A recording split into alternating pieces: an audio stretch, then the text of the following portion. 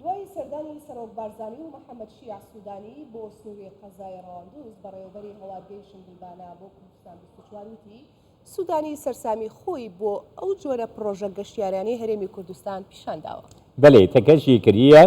پێویستە خەڵکی ناوچێندنین عراقی وەرن هاندان ji bo ku barmanca geştyariyê seredana van cihên herêma Kurdistanê bikin ji bo ku ew perê ji bo armancên geştyariyê dibin derveyê welat her li navxeyê Iraqê û li havîngehên herêma Kurdistanê werin xerc kir. بەدڵنیاییەوە سەردانی هەوارگەی شنگلبانەی کرد زەولێشی تەواوی هەوارگە ئەم هەوارگەیە کرد سەرسام بوون بە کەش و هەوا و سروشت و بوونی ئەم پرۆژە ناوازە کە لەسەر مستەوای عراق یەکێک لە پرۆژە جوانترین پرۆژە گەشتیارەکانە دواتر هاتن لە سێشخانە ئیسراحەتێکیان کرد و لەگەڵ خاوەنی شنگلبانە چەند وتوێژێک کرا دەربارەی پێشکەوتنەکانی ئەم هەوارگە لە سەرەتای دروستبوونیەوە تاوەکو ئێستا چۆنی هاتە دروستبوون لە زبلخانەوە بۆ پرۆژە ناوازێک کە لەسەر ئاسی عراقی کە لە جوانترین پرۆژە گەشتیارەکانە جەنابیان بەوردی باسی ئەم پرۆژەی بۆ بەڕێزان جەنابی سەرۆک بارزانی و بەڕێز محەممەد شیع سوودانی سەرۆک وەزیرانی عراق کرد و ئەوانیش بەڕاستی زۆر دڵخۆشم بۆەوەی کە دەبین گەشتارێکی یەکجار زۆر هەم لە ناوخۆی هەرێمی کوردستان هەم لە باشوور و ناوەڕاستی عراق بەرەو ئەم هەوارگەیە و تەواوی ئەم سنوورەوە دێن و لە نێویشاندا باسی ئەوە کرا کە کار لەسەرەوە بکێت گەشتیاری ناوخۆی زیاتر پەرە بێ بدێتن واتە لە عراق بەرەو هەرێمی کوردستان بە پێچەوانەشەوە لە هەرێمی کوردستان بەرەو پارێزەکانی تر عراق ئەمە گرنگی زیاتری پێ بدرێت هەم بدرێت خەڵکی خۆمان و گەشتیاران زیاتر هەم دێن بۆی ئەم پارێکە سەرفی دەکەن زیاتر ناوخۆ خەرچی بکەن. بلێ تەماشەوانên هێژا گرێدایی سەردانا سەرۆک بارزانی سەرۆک وەزیری عراقی محەممەد شیع سوودانی هەروەها جیگرەی سەرۆک وەزیر و وەزیری دەرەوەی عراقی دکتۆر فواد حوسێن بۆ سۆرانی باندۆراوەیەکێژی ڕێبەبەری گشتی گەشت و گوزاریە سۆرانی دکتۆر فەیسەل سەدیق میوانیمەیە سلااف بۆتە برێز دکتۆر فەیسەل سەدیق دەست پێکێ دەتخوازم بپرسم کەک دکتۆر فەیسەل سادە گرنگیە vê سەردانی بۆ سۆرانی چ بوو؟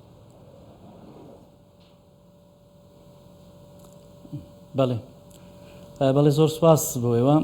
بێگومان ئەوڕۆ ڕۆژێکی مێژووی بوو بەڕاستی لە ڕووی گەشتیاریەوە بە نسبەت ئیدارەی سەر بەخۆی سۆران بە سەردانی بەڕێز ڕێزدار جەنابی سەرۆک بارزانی و کە ڕێزدار محەممەد شیع سوودانی یاوەری بەڕێزیانی دەکرد بۆ ناوچە گەشتیارەکانی دەڤەری سۆران. بەڕاستی خوێندنەوەی ئێمە بۆ ئەم سەردانە لە چەند پەیامێکی تێدایە و چەند خاڵێکی ئیزابیشی تێدایە. خاڵە ئیزابیەکانی ئەوەیە کە بەڕاستی پەیام جەنابی سەرۆک دووپاتی ئەوە دەکاتەوە کە هەردەم لەگەڵ خەڵکە و لەو شوێنەیە کە خەڵک لێتی لەگەڵ جەماوەری کوردستانە کە ئەوڕۆ خەڵک لە گەشت و سەیرانە ناوچە گەشتیارەکان بڕاوپڕن لە گەشتیار جەنابی سەرۆکش ویستی لەگەر ئەو خەڵکە بیت. پەیامی دیکە ئەوەیە کە متمانەیەکی تەواو بە ناوچە گەشتیاریەکان هەیە لەلایەن سەرکردایەتی و سیاسی و حکوومەتی هەرێمی کوردستان بە ناوچە گەشتیاریەکان کە بە بێمنەتانە دەتوانین میوانەکانمان میوانداری بکەین لەو شوێنە گەشتیاریانە. پەیامی گرنگی ئەو سەردانش ئەوەیە کە هەرێمی کوردستان ئەمڕۆ بوویتە وێزگەیەک و ڕوانگەیەکی زۆر بەرچاوی گەشتیاران لە ناو عێراق بە شێوەیەکی گشتی و لە دەرەوەی هەرێمی کوردستانیش. پەیامی دیکە ئەوەیە کە بەڵێ ئێمە ڕۆحی پێکەوە ژیان و پێکەوە هەڵکردن لەگەڵ هەموو چین و توێژەکان و نەتەوە جیاوازەکانی پێکاتەکانی عێراق دەتوانین بێکەوە گەشت بکەین سەیران بکەین خۆشی بکەین و چێژ لە سروشت وەربگرین. بۆیە بەڕاستی ئەم سەردانە زۆر پەیامێکی گرنگ بوو و پڕبایەق بوو بە نسبەت کەرتی گەشتیاری کە ئێمە پێمان وایە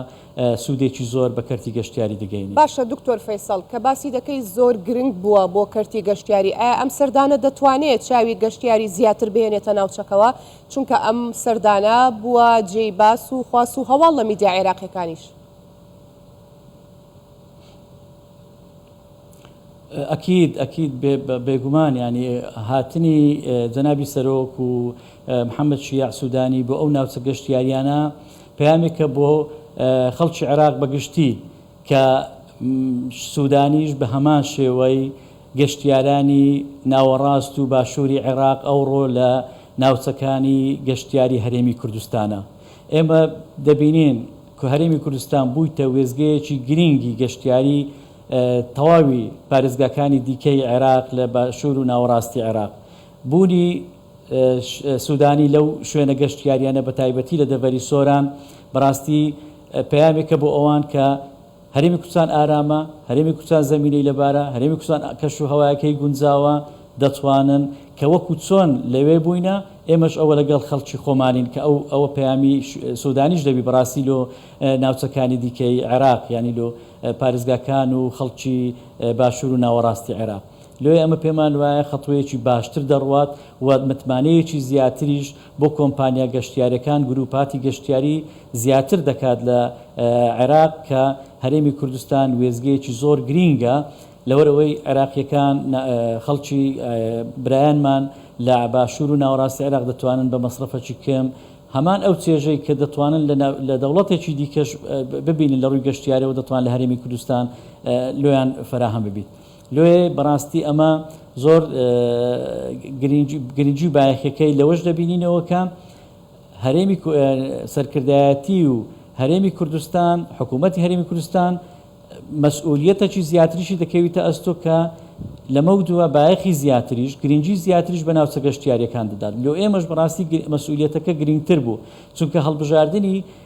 ناوچە گەشتیارەکانی ئیدارەی سەربەخۆی سۆران ناوچەی مەسەلەن نۆرمونە ناوچەی ڕواندز دواتر باڵەکایەتی مێرگەسۆر سیدەکان ینی مەسئولیەتێکی زیاتریشمان دەخاتە سەر کە ئەمە لە ئاست ئەو متمانەیە بین کە سەرکردایەتی سیاسی و سەرۆکایەتی ئەنجومەنی وەزیران و حکوومەتی هەرێمی کوردستان بە ناوچەکەی دەدات. دکتۆر فەیسەل ئەس باوەرم یانی جەنابی سەرۆک بەرزانی و ڕێزدار دکتۆر فواد حەسێن پێشترژی بەلکی سەردانە هەرێما سۆران ئەو جهێن گەشتیاریکردنە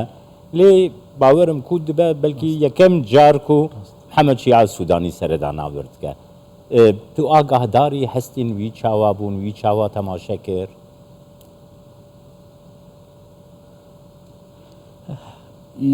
بۆ ئێمە تێگەیشتنی وی گرینگە بەڵام ئێمە ڕۆژانە لەگەڵ گەشتیارانی برایانمان عەرەبەکانمان لە ناوەڕاست و باشووری عێراق ڕۆژانە پەیوەندیمان هەیە ئەوان بەڕاستی زۆر دڵخۆشن بەو جەوە و بەو کەش و هەوایە و دڵنیاشم لەوەی کە سوودانی بە متمانەوە هاتووە و لە پشت ئەو سەردانەشی پەیامێکی پێیە لە پشت ئەو سەردانە پەیامێکی پێیە بۆ خەڵکی عێراق بە شێوەیەکی گشتی کە هەرێمی کوردستان باشترین وێزگەی گەشتیاریەکە ڕووی تێ بکەن. ئێمە ئەوە لە پشت ئەو پەیامە دەخوێنینەوە لە پشت ئەو سەردانە دەخوێنینەوە کە ئەو پەیامە پەیامێکی گرنگیشە بەڕاستی بۆ ئێمە بۆ ئەوانیش. بەڕێز فەیسەڵ بۆ خۆتان دەسانن بە تایبەت ناوچە گەشتیاریەکان لە هەرێمی کوردستان بەشێک لە ناوچە گەشتیاریەکان گیرۆدەی ئەمنیەت و ئاسایش و ئارامین ئەویش بەهۆی بردومانکردنی بە تایبەت تورکیا و شەڕی تورکیا و پەکەکە لە ناوچە سنوورەکانە. ئایا سەردانی محەممەد شیع سوودانی سەرۆک وەزیرانی عێراق نابێتە دەرفەتێک بۆ ئەوەی کە پاراستنی سنوورەکانی هەرێمی کوردستان بکرێتە ئەمرێکی واقع و بەکردار جێبەجێ بکرێت؟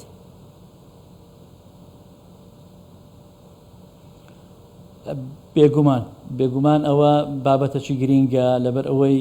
بەشێک لەو ناوچانەی کە ئێمە پێمان وایە کە کەمتر ناساندنی لۆ کرایە لە ڕووی گەشتیاریەوە دەکەوێتە ئەو سنوورانەی کە دەکەونە ژێر ئەو هەڕەشەیە. ئەو بابەتەکی گرینگە لەبەر لەبەرەوەی پەیوەندیەکی ڕاستەوخۆی بە سەروەری عێراقەوە هەیە بە سەروەری هەرێمی کوردستانەوە هەیە. عێراق ئەگەر بێ حکوومەتێکی بەهێز بیت و هەرێمی کوردستانیش بە بەهێزی بمینیتەوە پێویستە بەڕاستی بیر لە مەسئلەی سەروەری خاچی عێراق بکرێتەوە لە بەرامبەر ئەو هێرش و لە بەرامبەر ئەو تەجاوزانی کە لەسەر سنوورەکان دەکرێت. لێ بەڕاستی ئەوە دەبیتە هاندەرێک کە ئەو ئەجوانە لە نزیکەوە دەبینیت ئەو کەش و هەوایە لە نزیکەوە دەبینیت و ئەو ئامارانەی کە لە بەردەستی ئێمەونە و لە بەردەستی ئەوانیشن لە ڕێگای کۆمپانیەکان لە ڕێگای دەستەی گەشت و گوزاری هەرێمی کوردستانیش کە بە گوێچکەی دەستەی گەشت و گوزار هەیئەی سیاحی عێراقی دەگات کە زیاتر لە چەند ملیۆن 4 ملیۆن 5 ملیۆن 6 ملیۆن لە ساڵی ڕۆیشتوو گەشتیاری عێراقی هاتوونەتە هەرێمی کوردستان. بەڕاستی ئەمە پێویستیمان بەوەی کە ناوچەکان فراوانتر بکەین ناوچە گەشتیارەکانمان فراوانتر بکەین چاڵاچی گەشتیارەکانمان فراوانتر بکەین ئەوەش بەوە فراوان دەبیت کە ناوچەی زیاتر ناساندنی لۆ بکەین و ناوچەی زیاتر بتوانین دەستمان پێ بگات. لێ بەڕاستی ئەوە دەرفەتێکی باشە کە سوودانی لێرە بووە لە نزیکەوە ئەو کەش و هەوای دیتە و بەڕاستی من ئەوەی لی تێگەیشتم ئەوانەی کە لە نزیک بوون پێی وابوو ینی جیاوازی کەش و هەوایەکەی بەغدا و ئێرە زۆر جیاوازە وەکو ئەوەی کە ئێمە 2 ڕۆژ بەر لە ئێستا لە پڕژێ بووم جیاوازی کەش و هەوای پڕژێ لەگەر سۆرانیش زۆر جیاواز بوو کەواتە بۆ ئێمە سۆران و پڕژی جیاوازی هەیە چجای ئەوەی بەغدا و سۆرانیش چەند ئەوەندە جیاوازی هەیە. بەڕێز دکتۆر فەیسەڵ سادق بەڕێوەبەری گشتی گەشت و گوزاری سۆران گەلێک سوپاس. سپاس دکتۆر